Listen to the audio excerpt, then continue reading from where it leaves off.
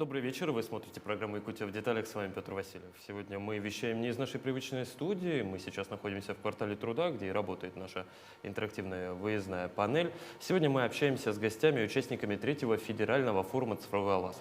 Сегодня на площадках форума многое говорили о креативных индустриях, их развитии и, самое главное, об инвестициях в креативную экономику. О том, как правильно во что инвестировать, что вообще есть такое инвестиции, мы сегодня поговорим с нашим гостем Валерием Золотухиным, основателем инвесткомпании Impact Capital, экспертом в сфере инвестиций в малый бизнес и фондового рынка. Валерий Валерьевич, добрый вечер. Добрый вечер. Приветствую здесь у нас в Якутии.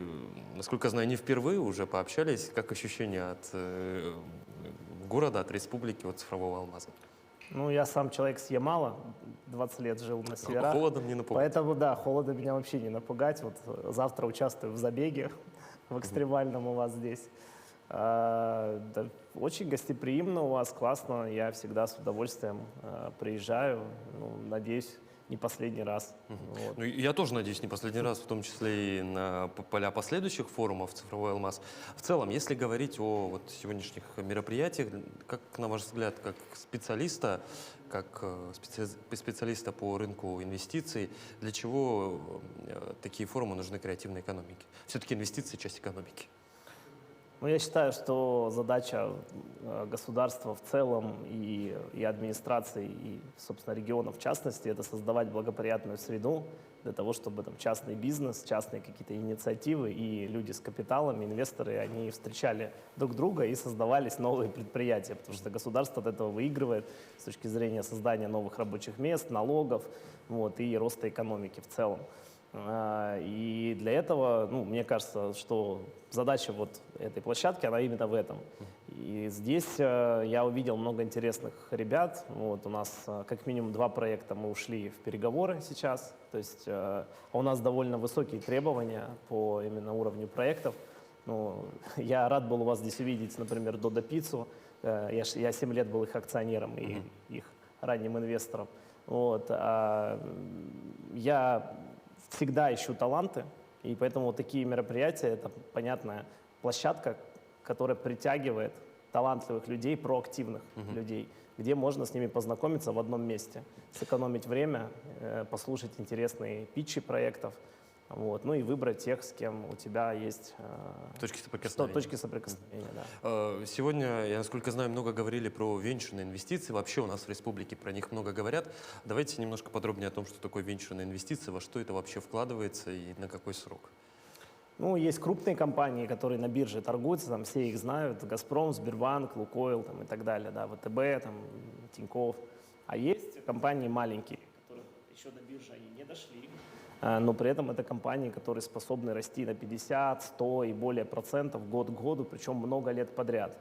То есть и такие компании, они создают новые рынки, новые ниши, новые какие-то продукты, они подходят по-новому к решению проблем клиентов и совершают прорывы. И потом создают продукты, которыми пользуются миллионы человек. Вот один из кейсов, наверное, который я горжусь, и наша команда, благодаря чему мы в прошлом году стали инвестфондом года по версии русского венчура, это кейс Twinbee. Мы импортозаместили Это Tinder приложение для знакомств в России. Да, верно. Сейчас уже 7 человек скачало это приложение. В App Store мы там именно русскоговорящем, более чем в 50 категориях, мы самое скачиваемое приложение. Причем в моменте мы были самым скачиваемым в России вообще. То есть больше, чем Telegram, WhatsApp там, и так далее. Вот. И мы рады, что огромное количество семей российских, потому что это не про знакомство на одну ночь, а там все построено на психологии. То есть мы привлекали профессуру Высшей школы экономики, и на момент регистрации людей в самом этом приложении они проходят тест специальный, и далее люди друг друга выбирают по психологической совместимости. Как все кажется сложно, я-то думал, это, ну, вот, то, о Нет, чем вы сказали. нет. Ну, кто-то, конечно, мы там свечку не держим, извините, да, но в основном я знаю уже много людей, кто вышли замуж и женились благодаря этому приложению. И я рад, что вот из ничего, да, был создан такой продукт, и миллионы людей начали им пользоваться. Это же круто. Вы же, получается, вложились Я первый их инвестор. в множество российских семей. Конечно, повышаем демографию не на словах, а на деле. В год семьи это как никогда актуально, я Да, думаю. да, и я просто к тому говорю, что я уверен, что такие вот талантливые ребята, которые изменят определенные отрасли, они есть и в Якутске обязательно. У вас очень много талантливых IT-специалистов. И ну, я знаю некоторых, да, и более того, то есть у нас так сложилось.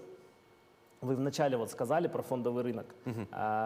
У нас мы долгое время сами инвестировали свои деньги на фондовом рынке, то есть мы не оказывали никаких услуг никому. И потом у меня был близкий друг, мы с ним инвестировали как раз в стартапы. Потом в какой-то момент я увидел, что у него проблемы на фондовом рынке, он там постоянно теряет деньги. Вот. Причем он их, ну, состоятельный человек. Вот. Я сейчас объясню, к чему я говорю, это просто очень важно для Якутии именно. И он, значит, заработал деньги и вывел их в Швейцарию. И там ему теряли деньги, то есть просто теряли. По 10, по 15% в год его капитал уменьшался. Вот. А мы в России зарабатывали на российском фондовом рынке по 30, по 50% зарабатывали каждый год на фондовом рынке. Вот. И в итоге мы его взяли под управление, это наш первый был клиент. Да, перевели его там в Россию, в Казахстан и так далее, сделали ему нормальный портфель, и человек начал по 20-25% в долларе каждый год зарабатывать. И этот человек, Александр Бурцев, который с нуля InDriver создавал, первый технический директор. Да. Вот, так интересно сложилось. Как закрутилась судьба этой инвестиционной. Да, и поэтому для меня Якутия это еще и вот такое место, где первый человек, который нам в принципе доверил на фондовом рынке, вот он сделал одну из там самых известных, значит, компаний, IT, да, историй в Якутии. Ну, в общем, с Якутией знакомы, как минимум, конечно, через нет, конечно, первого клиента. Конечно. Я знаю, что здесь очень много талантливых IT-специалистов. То есть я уверен, что там будущие там, индрайверы и тому подобные компании, они обязательно родятся. Мне вот всегда было интересно, любые инвестиции – это же риск. Не факт, что ты это на них правда. заработаешь. 100%. А венчурные инвестиции, вот когда крупный бизнес условно вкладывается в маленькие начинающие компании, которые не факт выстрелят, это же еще двойные риски. Как большим компаниям перебороть вот этот страх того, что ты потеряешь свои деньги? Ну, я считаю, что надо не бояться потерять 1х, надо бояться не заработать 100х или 10х. Да, это определенный тип мышления. При этом вас никто не заставляет вкладывать в стартапы весь свой капитал. Я считаю, что если человек, например, консервативный, то он может там 90% на фондовом рынке, да, держать. В достаточно консервативных инструментах можно составить портфель. 10% венчур все равно, да, то есть какие-то молодые компании. При этом человек может в этих молодых компаниях не только деньгами, но и своими компетенциями участвовать. То есть он может быть проактивным инвестором. То есть мы, допустим, проактивные инвесторы. То есть мы помогаем проекту, мы там знакомим его, даем ресурсы, медиа, там, ну все. То есть мы как бы этот проект развиваем и качаем его. Если человек такой, ну как бы умеренно консервативный, умеренно рискованный, он может 30% вложить в компании такие молодые, растущие, а 70% держать на фондовом рынке в ликвидных инструментах, которые аналогичны банковскому депозиту, у тебя всегда под рукой деньги, сколько нужно, ты в любой момент выдернул. То есть здесь все зависит от подхода, и никто не отменял диверсификацию, ни в коем случае не надо все на кон ставить, но и ни в коем случае не надо, вот если ты потерял на какой-то инвестиции, не надо цепляться за нее. То есть умный инвестор, он вот вложил в несколько компаний, смотрит, кто лучше развивается. И если, например, эта компания умирает, а эта летит ракетой, то здесь он просто списывает и забывает. Он мыслит так, что окей, я купил опыт, здесь я купил опыт, а вот сюда я вкладываю непропорционально много. Потому что вот эта одна компания растущая, она отобьет все потери тех, кто многократно, не отбил, тех, кто умер. Да. Это вот, это нужно просто принять как правило и придерживаться.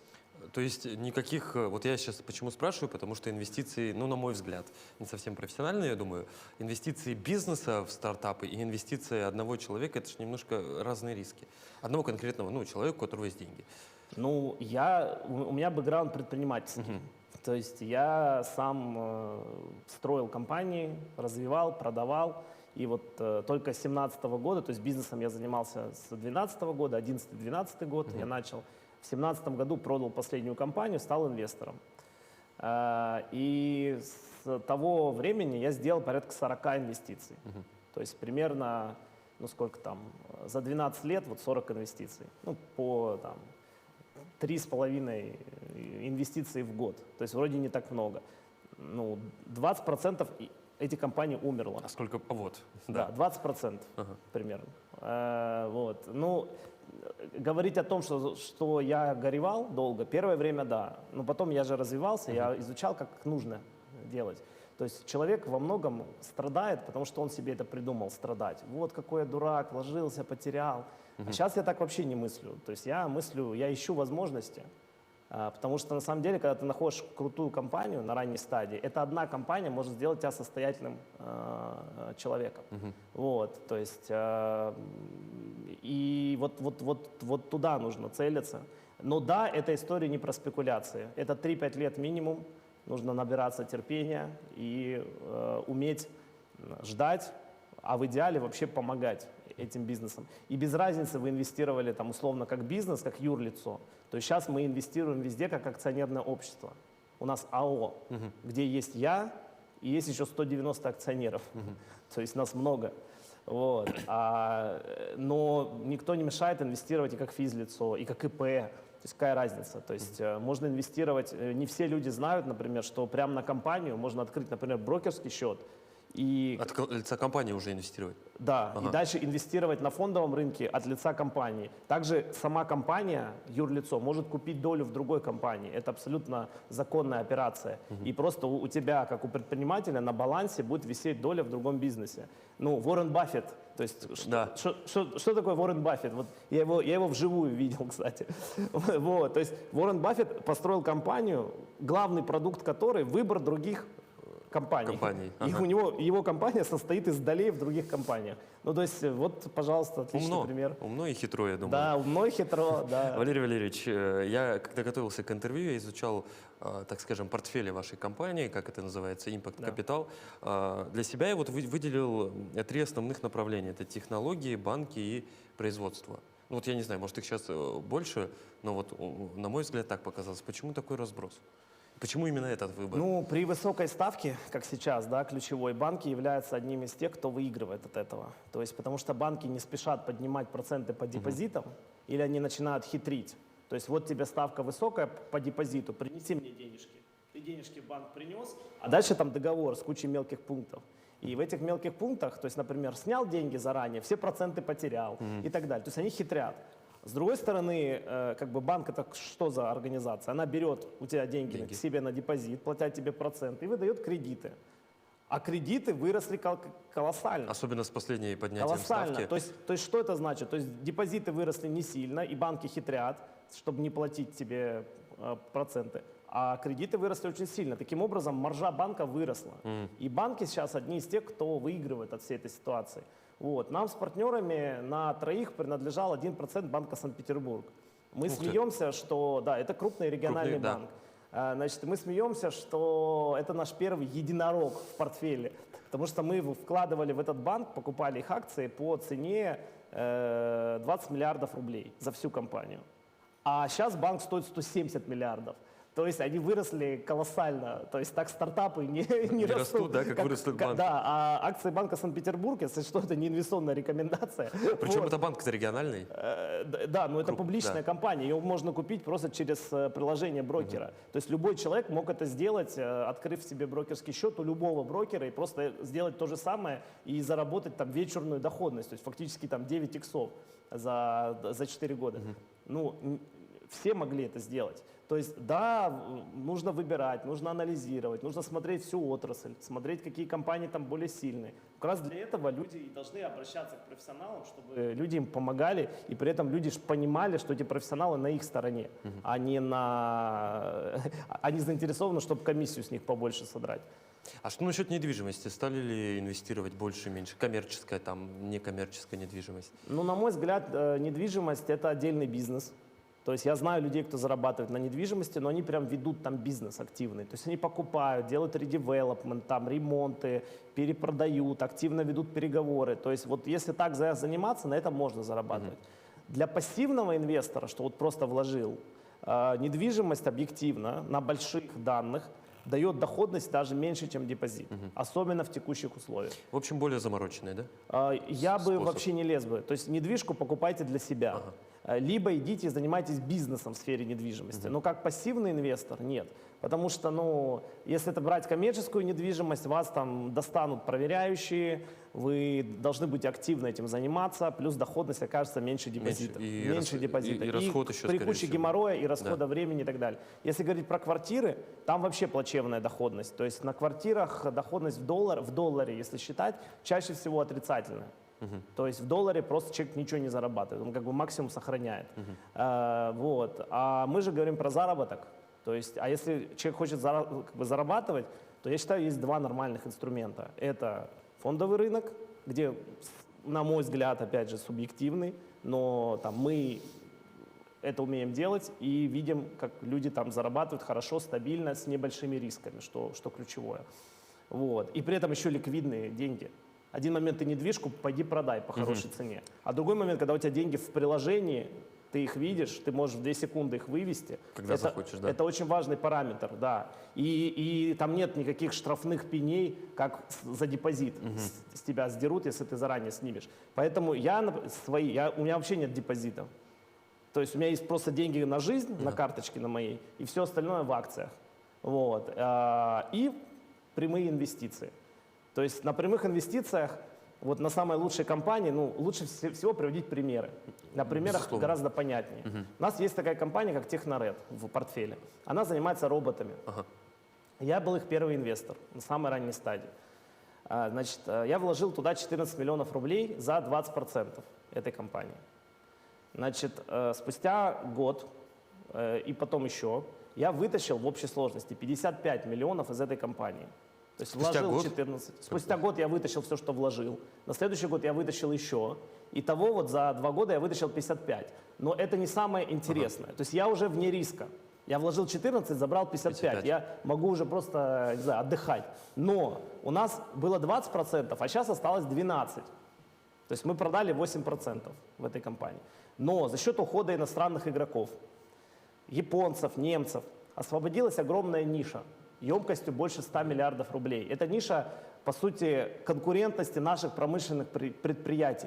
Ну, вообще, в принципе, суверенитета страны и так далее. Потому что у нас уровень автоматизации крайне низкий, производство неэффективное, кадров не хватает. А мы все тупые процессы на предприятиях заменяем роботами. И компания начала расти как не в себя. То есть, когда я заходил в эту компанию, у нее выручка была 25 миллионов рублей за год. За год. Ага. Да, сейчас она начала делать 100-150 миллионов за месяц. То есть и акции выросли. Акции выросли в 65 раз. Но подключились крупные игроки, то есть фонды крупные, там, Газпромбанк, Росатом, Ростех, многие компании, все заинтересовались, с кем-то создали совместные предприятия, Академия робототехники там, и так далее, и так далее. Пришла Мосбиржа к нам сама Мосбиржа и говорит: ребят, давайте мы вас на биржу выведем, нам нужны такие компании, как вы. Что я делал здесь? Ничего, просто ждал. Мне пришли, предложили 200 миллионов за мою долю. То есть, еще раз, я вложил 14, 55, 200 предложили. Попродали? Я отказался. Потому что я понимаю, за какой кусок мы боремся, конечно. Ну, то есть 200 миллионов – колоссальные деньги. Когда ты вложил 14, ну, кто откажется? Но надо же понимать, что если ты поймал звезду вот такую вот, то надо уметь подождать немножко и дальше забрать больше гораздо. Потому что есть кейсы, в России их мало. Но в мире, если посмотреть, есть кейсы, когда люди в 1000 раз приумножали свои деньги, в сотни раз. И вот в этом самый кайф этих маленьких компаний. Да, найти такие компании очень сложно. Но, блин, мы этим занимаемся 24/7. Но это же опять вот про что я говорил, попытка сыграть в зеро. Не совсем. Нет? Есть конкретные паттерны, которые, ну то есть как, ну не может же все время вести. Ну как вот Твинби, Додо Пицца, Да. не может. Значит, есть какой-то секрет соус, какой-то секретный соус. Ну, главный секретный соус заключается в людях, в талантливых, что нужно быть очень хорошим психологом, вот, и уметь выбирать правильно людей. Потом видеть правильно направление, тренды, опять же, это второе. Вот. А третье просто, если для частного инвестора, кто нас, может быть, смотрит, нужно коллективно инвестировать.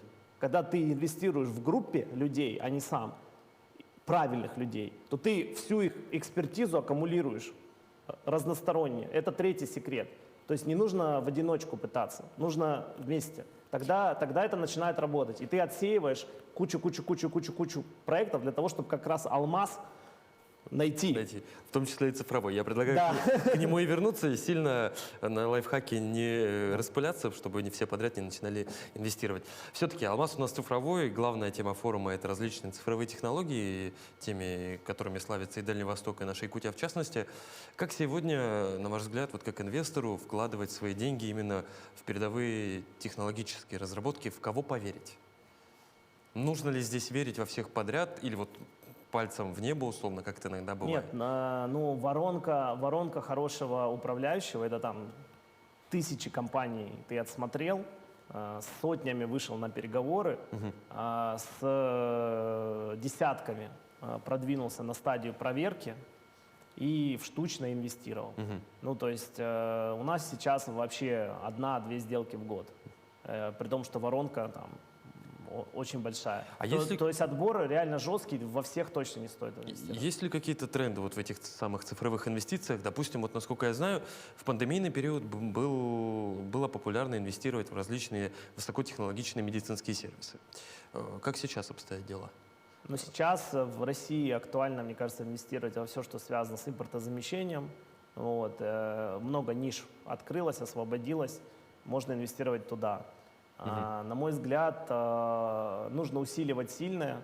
То есть в России, как человек, который в 5 странах пожил, в 50 побывал, могу точно сказать, что в России очень круто развит финтех. Все, что с финансами и с технологиями финансовыми связано, у нас это реально очень круто. Настолько круто, что это можно экспортировать. И пробовать за рубеж выходить, открываться, там поднимать инвестиции и делать, соответственно, международные филиалы. Вот. Соответственно, точно у нас сфера еды очень круто развита. Потому что, например, ну вот американцы, они не наслаждаются едой. И доставками в том числе. Американцы просто калории покупают. Вот мне это очень было странно. То есть там, ну, допустим, реально еды нормальной нет. У нас еда возведена в культ. То есть у нас настолько крутые рестораны, крутые, значит, круто выстраивать наши процессы, все, что связано вот, ну, вокруг еды. Я думаю, что это преимущество, и это также можно открывать в России, захватывать рынок, дальше это экспортировать и зарабатывать за рубежом деньги. При этом можно платить налоги в России, потому что здесь они просто ниже. И Тем вот, более для бизнеса. да, но единственное, что я хотел сказать, что вот что финансы, что еда, это те ниши, которые очень большие. То есть я считаю, что надо все-таки для предпринимателей выбирать большие ниши. То есть не нужно пытаться какие-то вот прям супер локальные, какие-то очень мелкие истории. Надо смотреть по-крупному, потому что инвесторы дают деньги именно под масштаб, под амбиции, под вот то, что человек действительно вот взял смелость заявить, что я могу такое сделать. Валерий Валерьевич, ну смотрите, основные паттерны поведения инвестора мне сейчас после нашего с вами части нашего разговора примерно понятно. Если развернуть ситуацию, как себя вести разработчику, автору идеи, чтобы тобой, наоборот, заинтересовался инвестор? Как позиционировать свой продукт, как выгодно его продать? Есть ли какие-то... Я думаю, что точно не надо общаться с инвесторами не снизу, то есть не надо, пожалуйста, дайте деньги. Нет. И не нужно сверху общаться, то есть включать понты. Да, у нас тут очередь из инвесторов стоит, сейчас тут давай мне или быстро деньги, или иди отсюда. Нужно общаться на равных, уважительно, спокойно, знать себе цену. То есть если чувствуешь, что инвестор на тебя давит как-то, да, там говорит, ну ладно, все понятно, даю тебе деньги, 90% мои, компании твои. Ну, говорит, большое спасибо. До свидания. Ну вот смотрите, такая ситуация, значит, один он там стартап, экспедицию, условно, питчинг прошел, никто не инвестировал, второй прошел, третий прошел, год прошел уже этих бесконечных попыток получить инвестирование, ничего не получается. Что делать? Проблема в продукте или в неправильном его позиционировании? Проблема в том, что на самой ранней стадии человек должен вообще рискнуть своими. То есть я считаю, что категорически неправильно, если человек вообще своими не рискует, хочет все на инвесторские делать. Если человек верит в проект, то он возьмет деньги своей семьи, своих друзей ближайшего круга и рискнет. И это очень важно. Вот. Во-вторых, человек должен уже что-то создать и что-то показать. То есть уже должен быть какой-то продукт, какие-то первые продажи. То есть, человек может даже заняться бизнесом или устроиться на работу где-то, чтобы иметь деньги, и вот эти деньги вкладывать в свое дело. Вот это на самой нулевой стадии показатель того, что человек реально верит, и он готов рисковать условно собственной шкурой. Это очень добрый знак для инвесторов, что человек не хочет на его деньги погулять.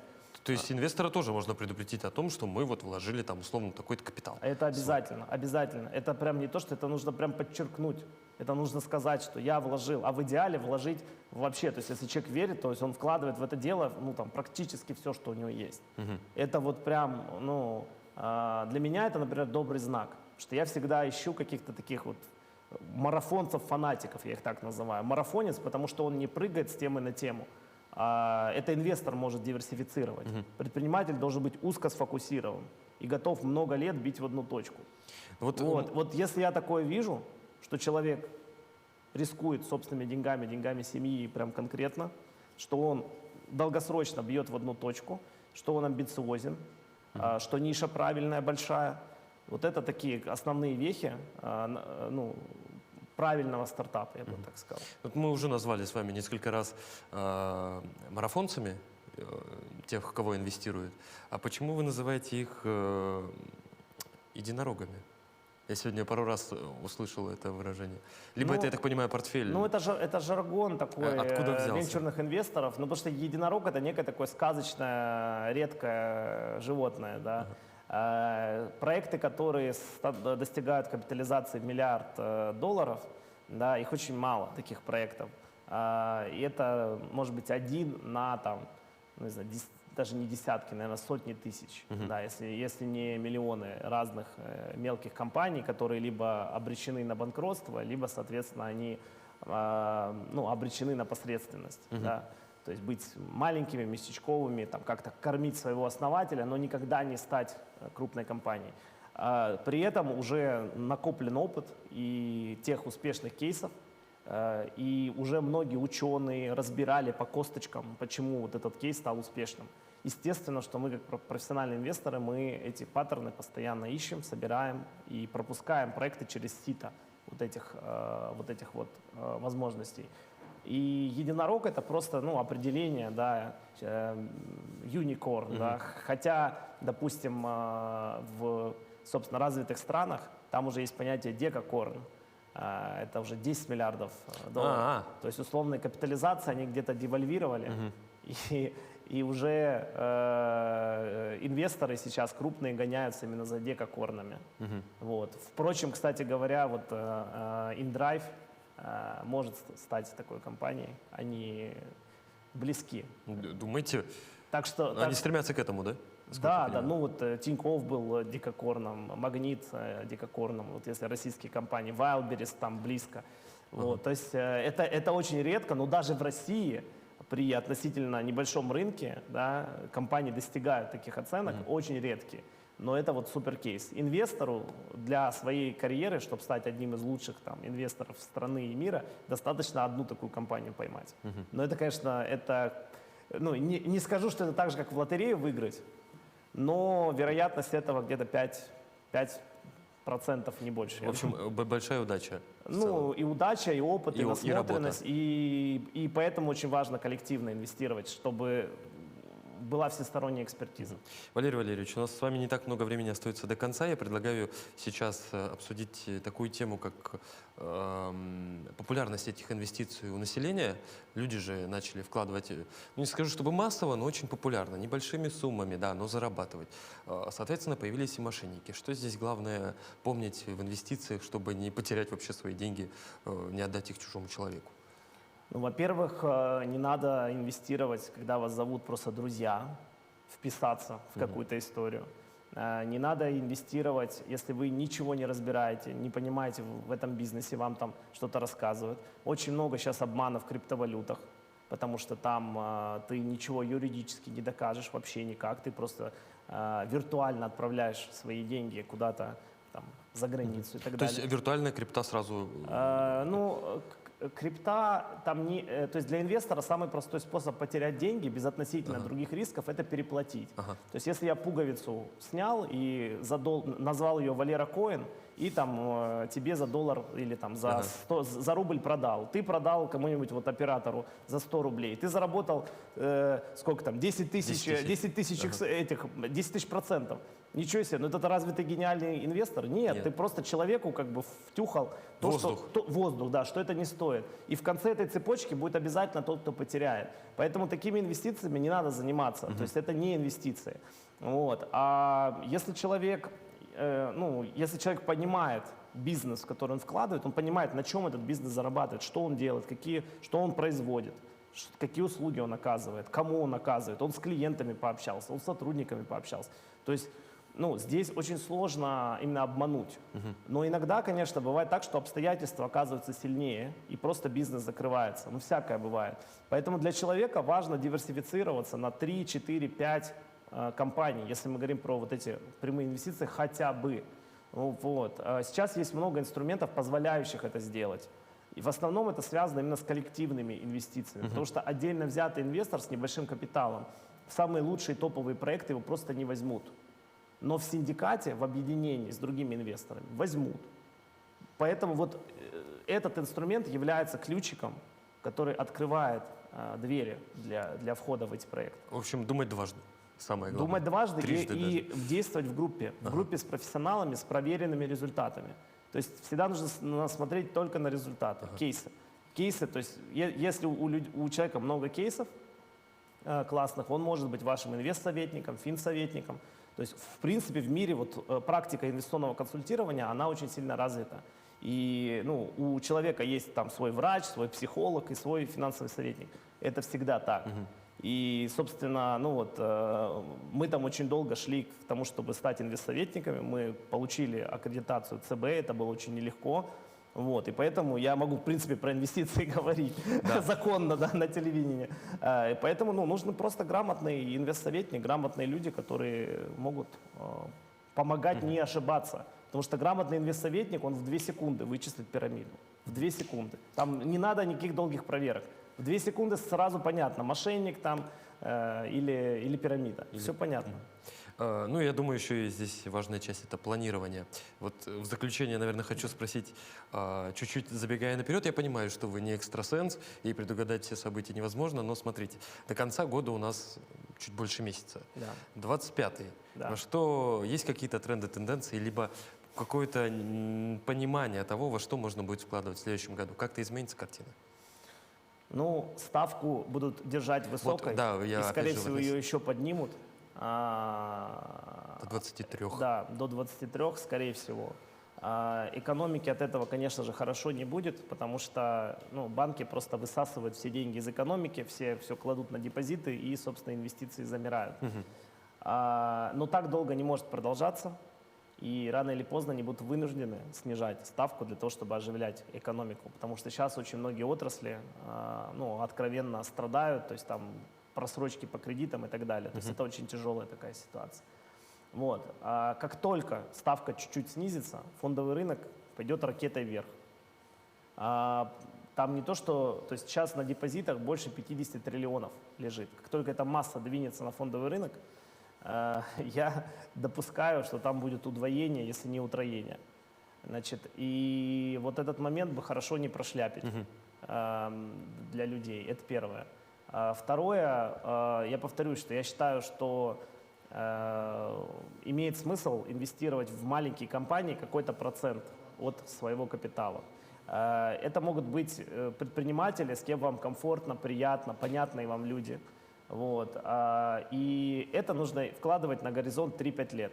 Это вот прям нужно принять. Если человек не готов так долго мыслить, значит, это не для него просто инвестиции, тогда только фондовый рынок, все, и депозит. Но если человек готов так подождать ради того, чтобы выиграть по-крупному, то нужно просто смотреть на, я повторю, что если это российский рынок, это именно какие-то импортозамещающие ниши, потому что здесь компании могут также очень быстро вырастать, и в отличие от мировой практики, где там очень высокие зарплаты, очень высокие налоги, и за счет этого компания убыточная много лет. В России компания может удваиваться, утраиваться каждый год. Допустим, Додо Пицца удваивалась 7 лет подряд. То есть, условно, вложив деньги, каждый год x2 на все большую и большую сумму. И с каждым годом все больше и больше? С каждым годом все больше, каждый год x2. x2, потом x2 на x2, x2 на x2. И к концу там уже x. Да, то есть там самый первый инвестор купил за 5% за 5 миллионов рублей в Додо Пицце. На пике его доля стоила миллиард. То есть 5 миллионов превратились в миллиард. Вот. И да, ну, к сожалению, это был не я. Я заработал всего 4 икса на Додо Пицце, потому что я поздно инвестировал. Но я к тому говорю, что это абсолютно реально. Нужно просто не спешить и смотреть достаточно проектов в компании профессиональных людей. Вот это вот секрет. И какую-то часть денег туда положить и на 3-5 лет забыть. Если люди финансово это прочувствуют и начнут это делать аккуратно, без фанатизма, То тогда все получится. то я уверен, что все получится, и количество богатых людей, счастливых, чей капитал растет, даже когда они спят, увеличится. Увеличится. Вот. Валерий Валерьевич, ну что ж, я сейчас сразу после эфира пойду инвестировать свои 3 копейки. Не Очень спешите. хочется встретиться спешите. с вами Не на следующем спешите. цифровом алмазе и рассказать, как у меня все получилось. Впереди у нас еще один день, я уверен, что у нас будет много плодотворной работы. Спасибо, что пришли. Спасибо вам, что позвали. Надеюсь, было полезно. Было полезно более чем. Ну а на этом выпуск программы «Якутия в деталях» подошел к концу. С вами был Петр Васильев. Смотрите нас по будням в 19:15. Расскажем обо всем в деталях.